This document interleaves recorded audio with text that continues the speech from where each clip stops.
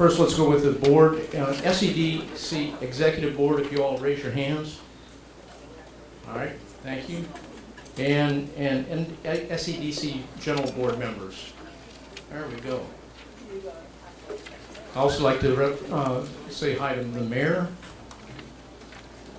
Oh, he's way over there behind the camera. Vice Mayor Long. There she is. Member Johnson. Over here. There you go. Look for the gray hair. Yours or mine. Also like to welcome Hank Evans from the Port Commission, and also former past president of this august body. August. All right, let me real quick here introduce Laura Canady, the executive director, and let her come up here. You have some announcement in the press release? Oh, you want to do the bios first? Okay.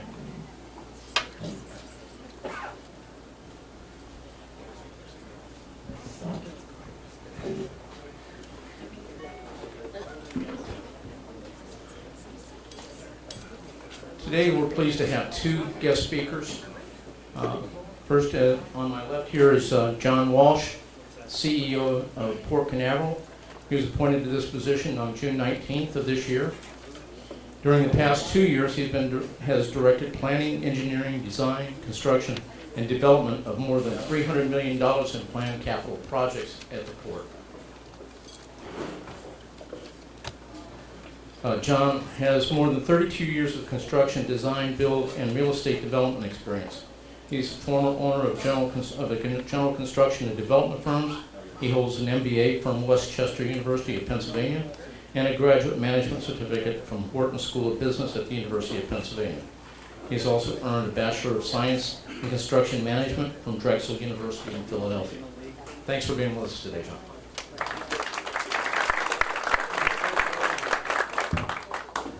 Next we have Lisa Rice, sitting next to Laura and between John. Lisa is currently the president of Brevard Workforce.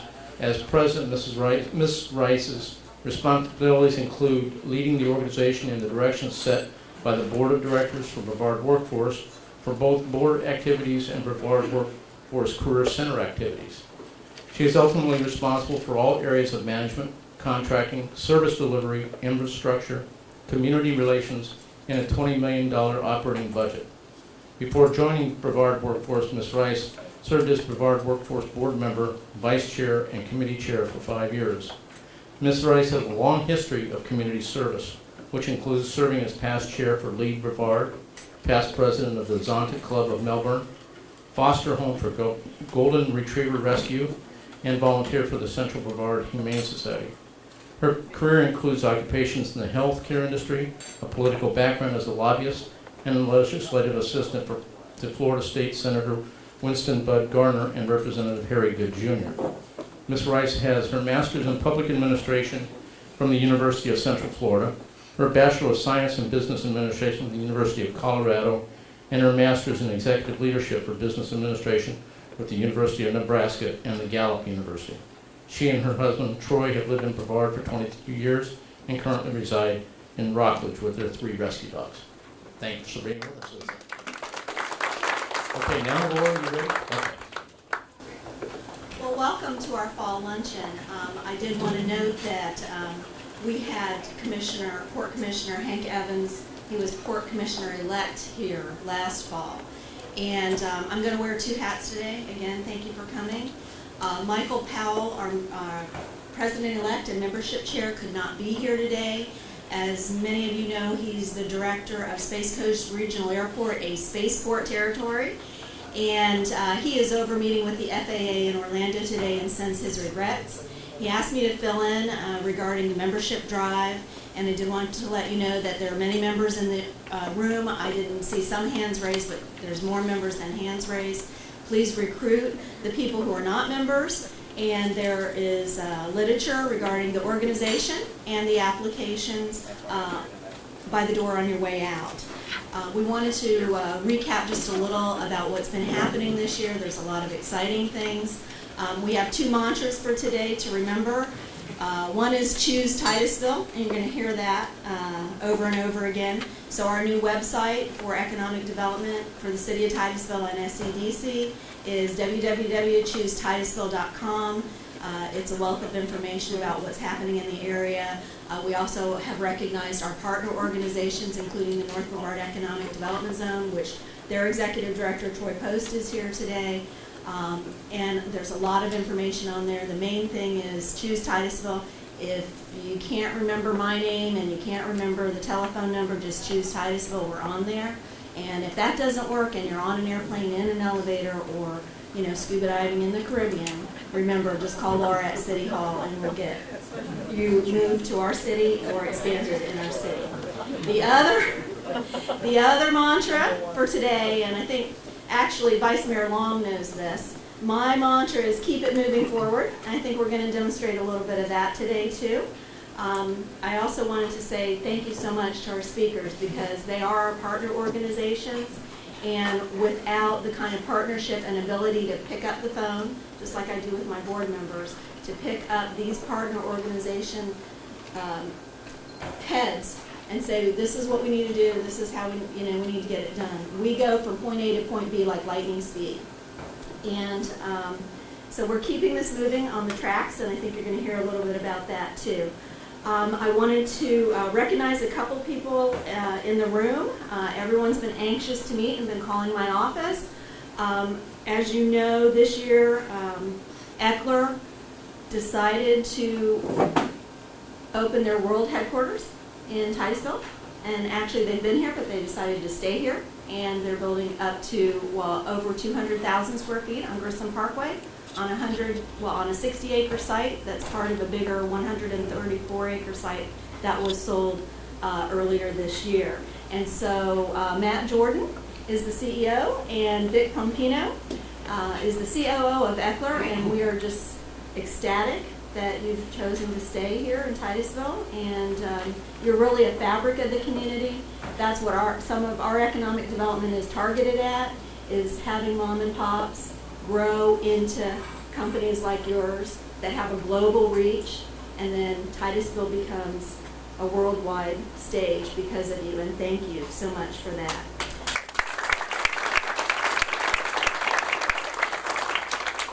I did also allude to the fact that Michael Powell is over meeting with the FAA. Michael Powell and the Space Coast Regional Airport became a spaceport territory this year. They were designated by the Florida legislature, both the airport and the Commerce Park were designated as Florida spaceport territories. It enables them to receive additional funding through grants for infrastructure.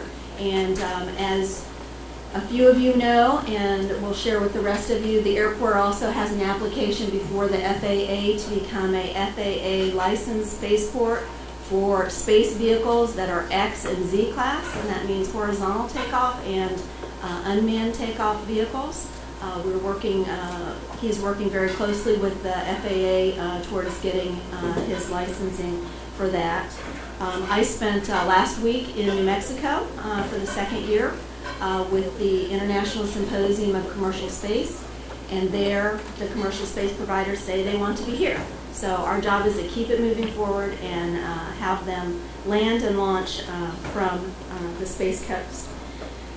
In addition to that, one of the things that we've been working on since I've been here for about 2 years was the development of an inland port distribution center in and around Titusville.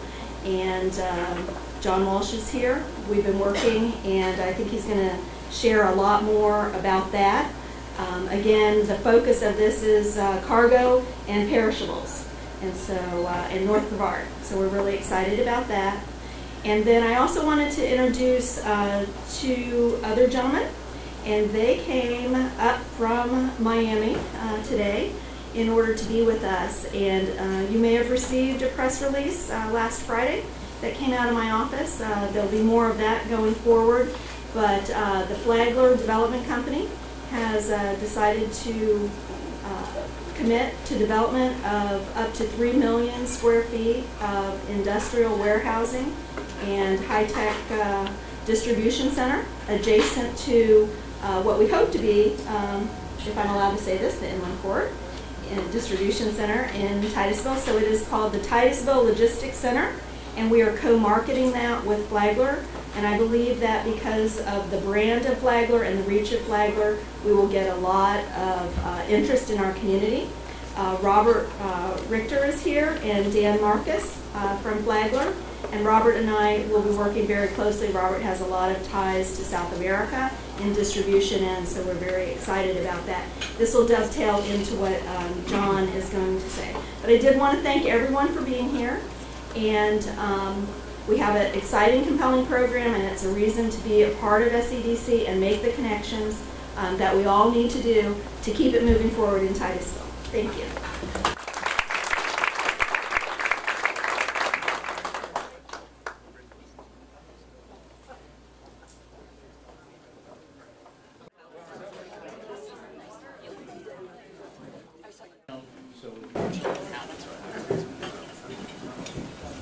Thank you.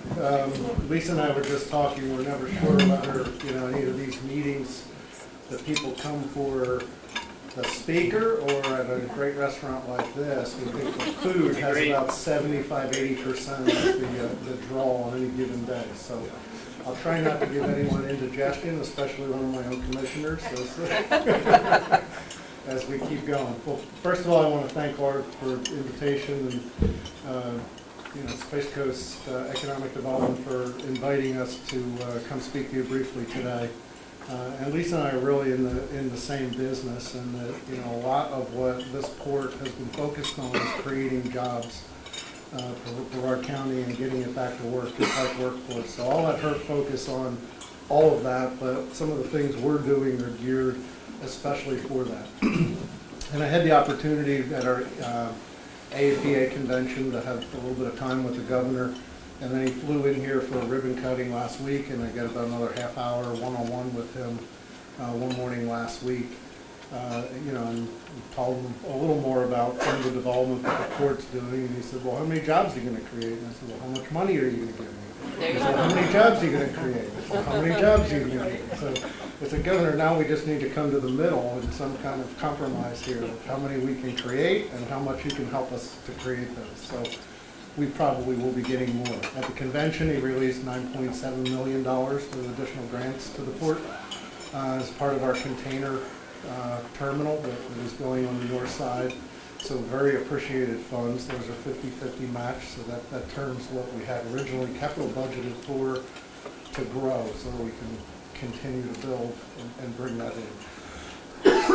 That's on top of $24 million that the state gave us in grants for our widening and deepening project. So some very exciting things happening at Port Canaveral, and some days it feels like it's 50 different pieces, coming together. So although I get to stand at the microphone today, I wanted to point out that I'm just one of 240 port employees, every one of them critical for the port doing its job every day for the people in Brevard County. The port has over 8,000 direct jobs within the businesses that operate out of the port, 16,000 jobs, including the indirect jobs, a lot of those transportation, hotel, items that are tied into our cruise business. Very substantial figures. I mean, almost rivaling what space has done in this region where the numbers are now. And one of the items I made a point of in my State of the Port address is that, okay, I can go with this whole Space Coast thing. I don't know anything about blasting rockets out of here. As a young kid, I did my damage with rockets in the backyard, but I probably wasn't smart enough to be the classic rocket scientist like our area supports. But we define space as a different thing at the port. So what we want to know is that our area can be multiple things to multiple businesses. So our definition of space is a TEU, which is a 20-foot container that contains a certain amount of space to ship goods. It's an FEU, which is a 40-foot equivalent unit. It's warehouses, it's distribution centers. Like many of you are in that business today, I always feel comfortable when I'm in an economic development group. It's people that build things and create jobs and create new opportunity. To me, it's always one of the most optimistic groups in a community of trying to always see okay, we had the past and we had our challenges, but what does tomorrow hold for us? What can we do next? How can we harness our talent and workforce and assets and real estate and make this area better? And so that's what we tried to do looking around the port. And say, okay, we've got this great railroad that's been running up and down this East Coast forever, and it never connected to us. And I understand that in the past they talked about connecting to the airport and coming through North Cocoa, and it was one of those pitchforks and torch meetings. And I figured, well, my 5 commissioners don't need any pitchfork and torch meetings, saying not in my backyard. NIMBY was the term when I was a real estate developer we used to give to us. A good idea, John, but not in my backyard. So we tried to be sensitive to that. So we reached out to, the waterways that we have. We're in the port business. It's a natural reaction. And said, we have a barge canal, but we have no barges running anymore. They're no longer running to the power plant because they've switched those over to natural gas, a good thing for our environment, very positive. Natural gas is much cheaper than oil today. But there's a barge dock there, and right next to it was the railroad. And you could stand at the barge dock, and I could see a train track across the way. And so we started investigating a little, and we go to this wonderful tool called the internet. You can go online, and I saw a thing called the Alaskan Railroad. It left Washington, and they put rail cars on barges, and they haul them up to Alaska, and that's how a good percentage of the product gets in. And all over Washington, they're bringing things across. Mobile has a barge operation that goes down to Mexico. And we've got a firm called Bio Brothers that's right here in this region. Crowley runs these type of barge operations out of Jacksonville. And so we need to start connecting the dots. And to me, that's what real estate development, anybody that's in the room here, you look at where do I want to get to, and now how do I get there? So barging is more expensive than hard rail. But we knew when I first came to the port about 2.5 years ago, we went up, Todd, who was our cargo director at the time, and I went up and we talked to Bob Cabana, and we asked for a meeting, and he granted it, and said, we'd like to connect your railroad. And he said, no way, I don't need to share with you. He said, that's just not going to happen. Go away. And I said, well, I'm a thick-headed Irishman. I'll be back in about 3 months, and I'll ask you again. And I went back in 3 months, and he said, not yet. Now, that's very different than no way. Very different. So to me, that's optimism. And then I went back in 3 months, and he said, let's do a study. Back in 3 months when his budget got cut, he said, how often do you really use this railroad? And he said, well, we need it 2 times in the next 7 years in our program. I said, well, Mr. Cabana, no disrespect, but I use milk in my coffee, but I don't own a dairy farm in Wisconsin. And so do you really need a railroad? And we researched it, we found out they own that railroad because they had to own that railroad. They promised FEC a certain amount of business many years ago. They didn't give them that amount of business, and there was a federal lawsuit, and they got the railroad by default in settlement of the federal rail. So they didn't want to be in the railroad business. They just found that they were. So we began to study ways we could connect the port and hard rail, but start a barge operation to get that pump primed, get product moving to the mainland, and get it moving as quickly as we could.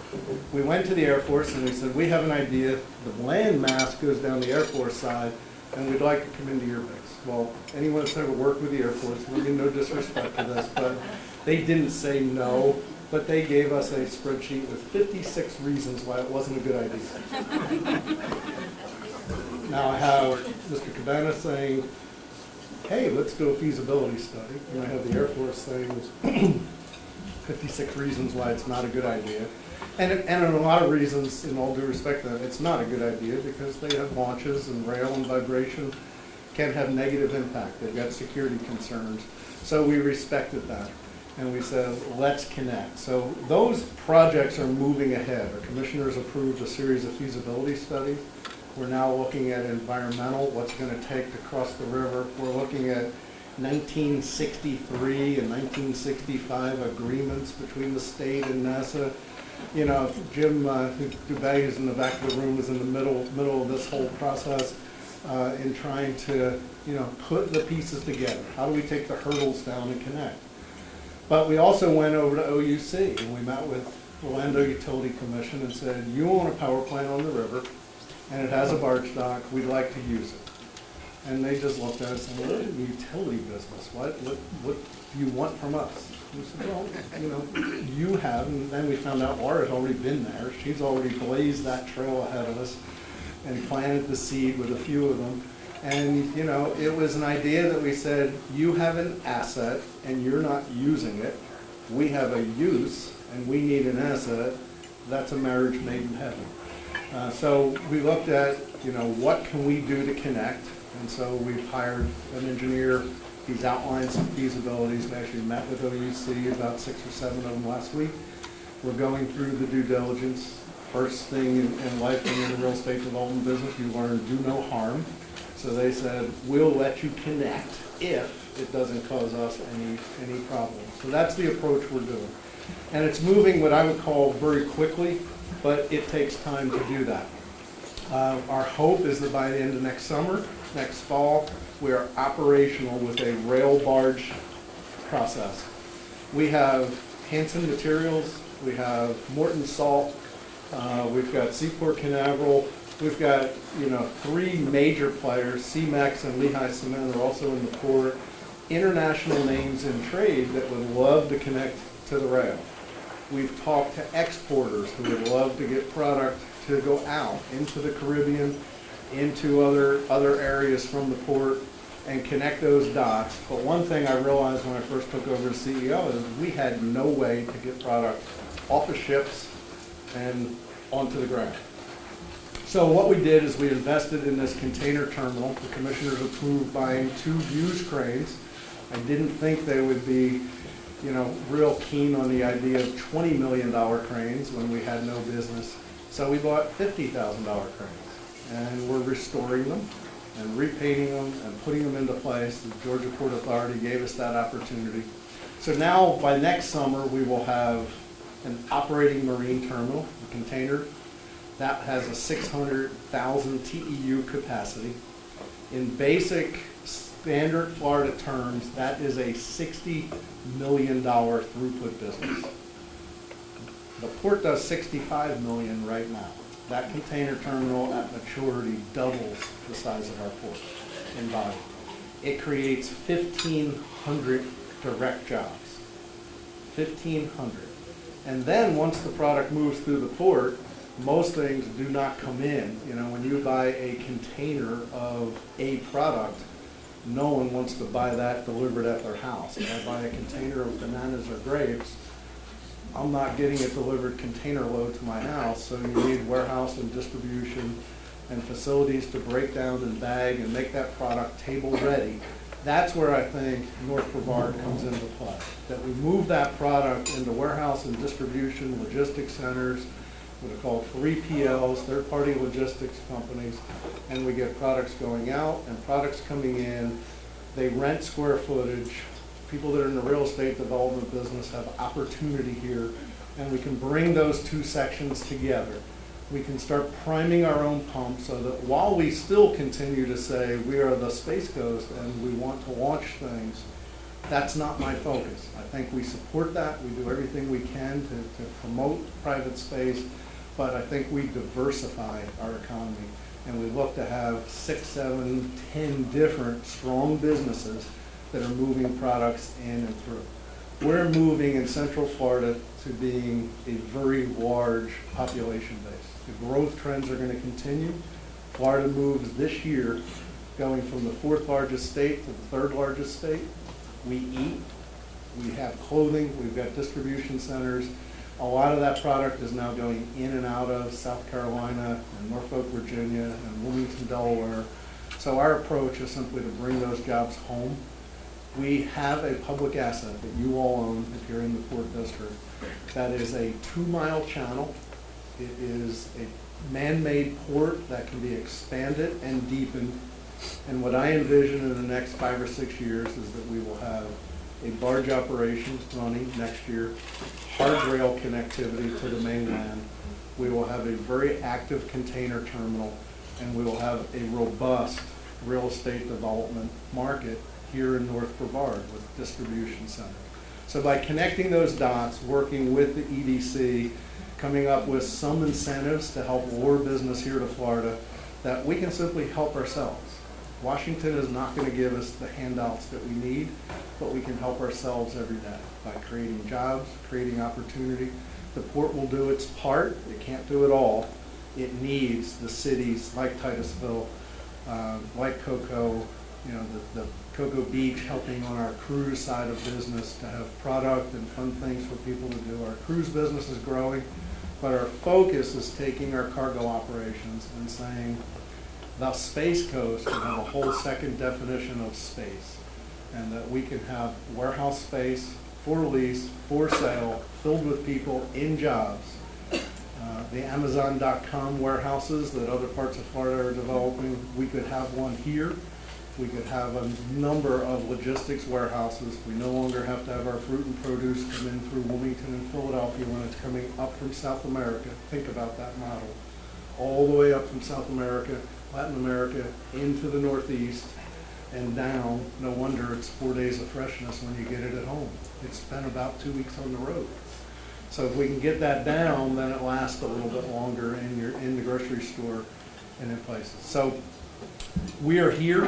I'll introduce Roger Reese, who's in the back, and Jim Dubé, who worked with me at the port. Roger's our CEO. Jim Dubé works in the port in government and strategic partnerships. You know, and to us, everything is about partnerships, building relationships. We're here to help you. If you think we can help your business in getting product moving, we're talking to shipping lines. We're putting the assets and resources in place so that we can be a serious player in the cargo and distribution marketplace. And we're ready to roll up our sleeves and work hard with you and other partners like Workforce and EDC, Laura and her team, to say, you know, let's put our neighbors back to work again. So thank you. We appreciate the opportunity to talk.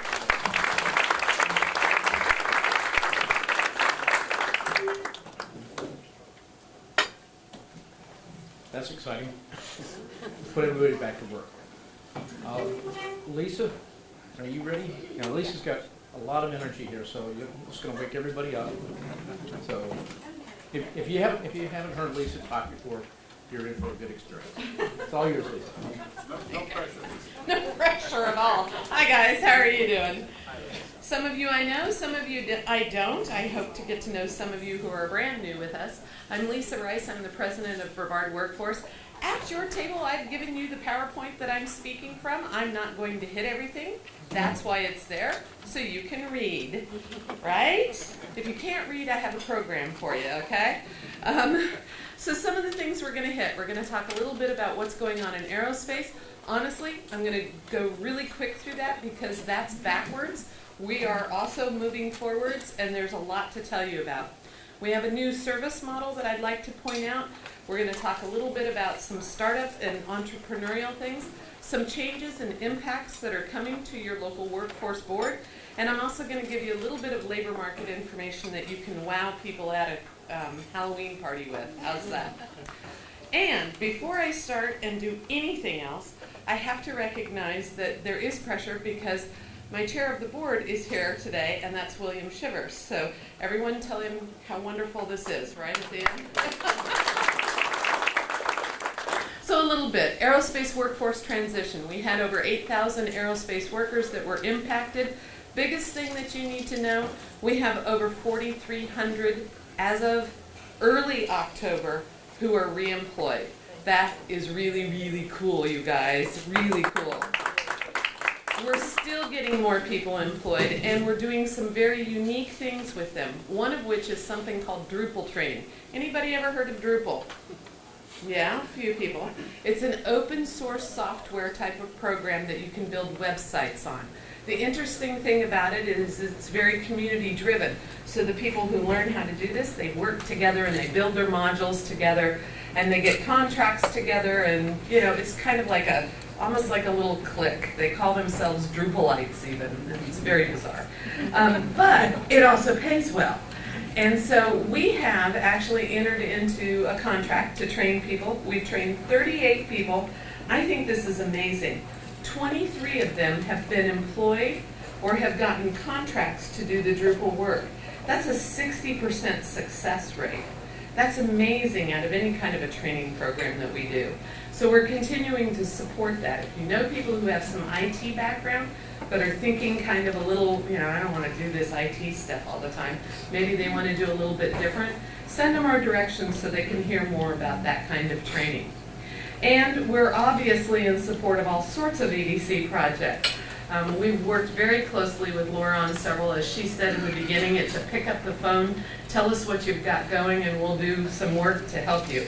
Let me explain what that means. It actually means that we put dollars on the table for businesses so that we can train the workforce when they get here. And it can be done that we can train them beforehand. If you know they need a certification beforehand, we'll get them those kinds of things. Or if you get here and you say, okay, now I want to hire Bob, but Bob has about 80% of what I need in that job, then we'll do on-the-job training for you where we subsidize the wage.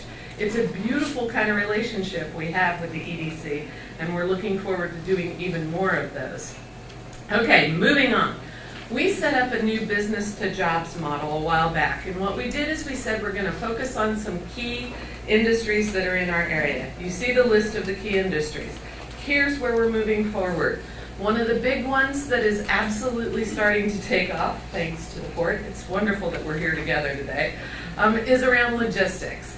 We have so many things that are happening in logistics, and we can see the trend coming even more there. So we are starting our focus now on what does it mean to be in the logistics world? What does it take? What kinds of skills do people need? What kind of background do they need? And we are moving forward with those kinds of activities with people, training them for those jobs of tomorrow. In addition to that, we're engaging more and more businesses in our centers. And we're actually pulling them in, and we're holding not just job fairs in the centers or interviewing times. We're actually pulling them in to have conversations with our staff to share from their industry perspective what's going on. If any of you are interested in sharing your industry's perspective into our centers so that we know more about what you're looking for in the skills or what's the trends that are coming, just grab me, we'll make that happen for you. We are also changing our processes to make sure that businesses are our first priority. A lot of workforce boards tell you this. I will tell you that I believe we are the only workforce that has actually put it into action. Let me explain. For one thing, we went to 4 10-hour workdays. Now, some people may say, oh my God, you're cheating, you're public and you're not serving them all 5 days a week. We don't have to. What we have to do is we have to serve them in the right manner. And what that means is that we have to focus on business. So when we have businesses with job orders, we need to fill them. Pretty simple, right? Well, in order to fill them, you actually have to look at your pool of participants. You have to look at who's looking for a job and who matches up. Our time and capability to do that was minimal before we went to the 4 10-hour days because we had customers in the center all the time. Now we're open from 9 to 6:30 for job seekers. From 7 to 9, our staff is looking at job orders and making good quality referrals. Our referrals in just the first 3 months of this year have increased by 51%. That's huge, you guys, that's huge. But even better, if you look year over year, the first quarter of last year, first quarter of this year for our program, 21% increase in placements. And it's not all due to, oh, the economy's getting better. No. It's due to the fact that we're making the placement referrals. We're getting that information out. So what we've done in this model is put business first. We'll continue to do that, and we'll continue to make, I think, big strides with putting people into jobs. Startups. We are extremely innovative around here. We are supporting small business, and I mean literally from the ground up. We are doing entrepreneurial training. We're teaching them how to run a business and then supporting them once they are a business. So we have to date had 90 businesses that have started, but 64 businesses that are still in operation, and they've hired people as well to represent 75 jobs. So it's not just the solo, they have in some instances hired people. This is unusual for any workforce board, but we believe very strongly in it because it's small business that raises up and becomes a larger business in our area, and they will come back and they will ask for more people to be hired. We've done a startup quest grant where we've ended up with people coming out of there who are now taking technology out of NASA and out of the University of Florida and out of the University of Central Florida, and they will be commercializing that technology and starting businesses, something we've never ever looked at or done before. So let's talk a little bit about changes, and this is where you get to help me out. Yay! We have some performance incentives that have been handed down to the state, and you may go, why do I care about performance incentives that Brevard Workforce has? You care because the funds that are earned on those performance incentives come back into our area and support things like more on-the-job training funds. They support things like us helping people get the gas in their car to get to the job. I know that sounds crazy, but it really does have a direct impact on people's lives. So what we have to do is double the number of businesses who are receiving services from us this year, and double the number that are receiving what's called a level 1 service, which is a really high level type of service, okay? That would be easy if we didn't serve very many businesses last year. However, we served over 2,100 businesses last year. So we gotta serve 4,000 and some, right, this year? Do you guys have any clue how many businesses in Brevard have at least 2 employees? Give me a guess. Come on, give me a guess. 3,000? You're doggone close. It's like 4,800. So basically, if you have 1 employee, we need to provide you a service. So welcome to Brevard Workforce, and welcome to being a part of this network of this community in order to get more information. So what you have at your table is a short little form, right? Somebody hold up that little tiny form. Little short one. There you go. Please take a second and fill it out. Here's what it's going to do. It's going to get you registered with us. We are going to be able to send out to you information on all sorts of activities that will help you as businesses. You will learn about programs that we're doing, programs the EDC is doing, programs that other community partners are doing. You will get information such as, we have tomorrow in our Rockledge Center, an entrepreneur who is coming to tell businesses how to increase their cash flow. And he's doing it because he's already done it himself. We don't bring in people who don't know what they're talking about. We bring in subject matter experts. So you'll get that kind of information. Of course, if you want more information, there's a little box on there that you can check as well. And with today, I'm also letting you know about a name change, because right in the midst of this, the state decided that we all need to have a new name. Why not challenge Lisa, right? So on your little handout, you should see one page that says Career Source Brevard. That will be our new name around February or March of 2014. Please do not get confused when you start to see Career Source Brevard. Please know that it is the same people doing the same high quality jobs, still listening to you as business people, but we will have a new name.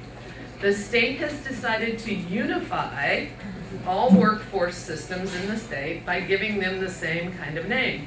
So everybody's going to be Career Source something. So when you go over to Tampa, for instance, it's going to be Career Source Tampa. If you go to Polk County, Career Source Polk. If you go to Orlando, who covers a lot of places, it's going to be Career Source Central Florida. So they all will have a geographic locator. You get the idea? But Career Source is the overwhelming theme of your workforce system now in the state of Florida. We are still the same people. We are still doing the same services. You will still be able to find us. But I do need to make you aware of that.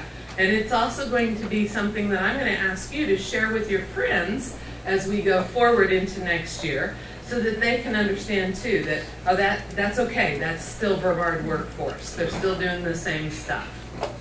All right, so now I have to give you guys a little bit of labor market info so you can go and wow and amaze your friends at a holiday party, right? Halloween party.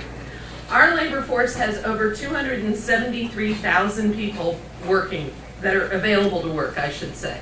That's not our population. These are the folks who are ready, willing, and able to work.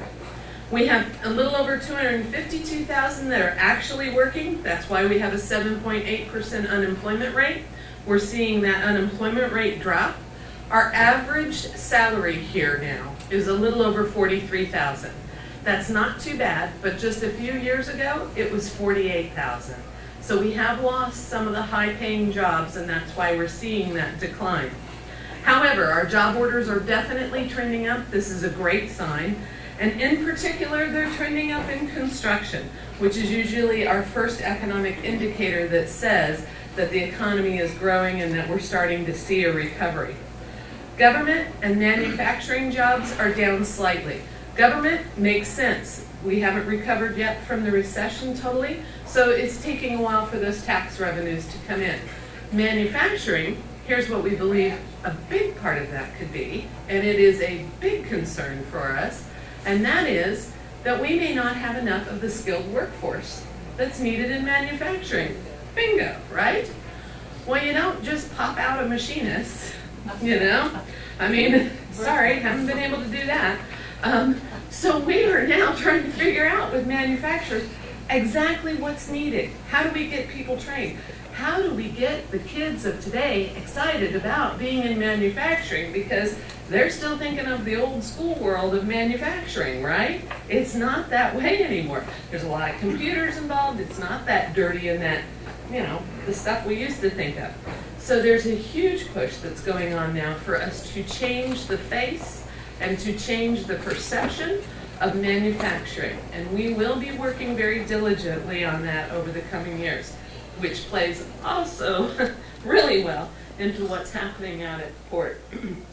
So, that's basically everything I have to say. Aren't you glad? I did that pretty quick, huh? Not bad. That's it. If you have questions, if you need something, let me know.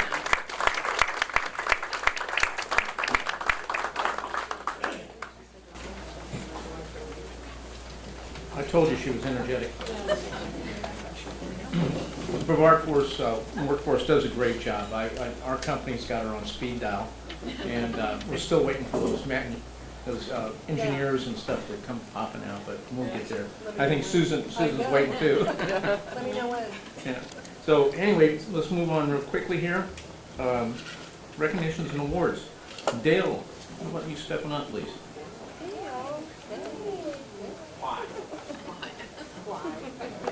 What I did. You held the position while breaking.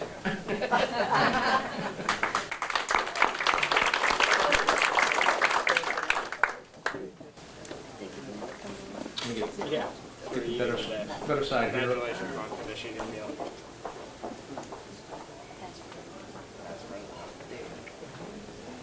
As I said earlier, at SEDC, we absolutely adore and appreciate our partners.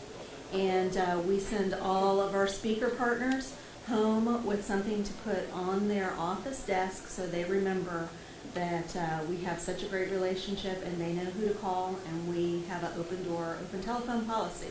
So having said that, Lisa, we have a... Thank you for our appreciation. And John.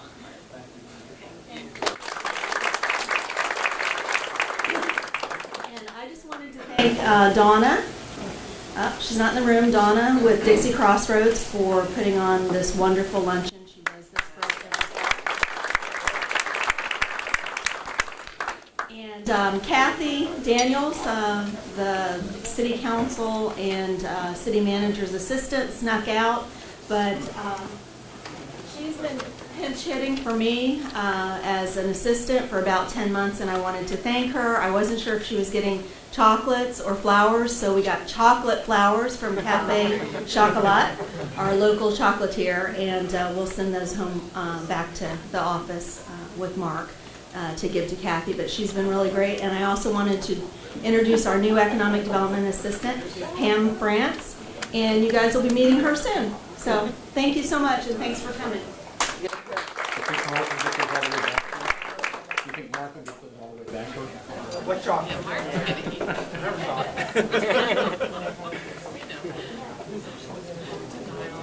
Well, I think that's about the end of the program. only 6 minutes over, so they're doing pretty good on that. And enjoyed everybody having you out here, especially our special guests that are not members. Please become members. And glad to see the Flagger guys here. Looking forward to working with you. And John, really appreciate what you guys are doing out at the port, and Lisa. Keep employees coming to me. Thank you, everybody, for coming.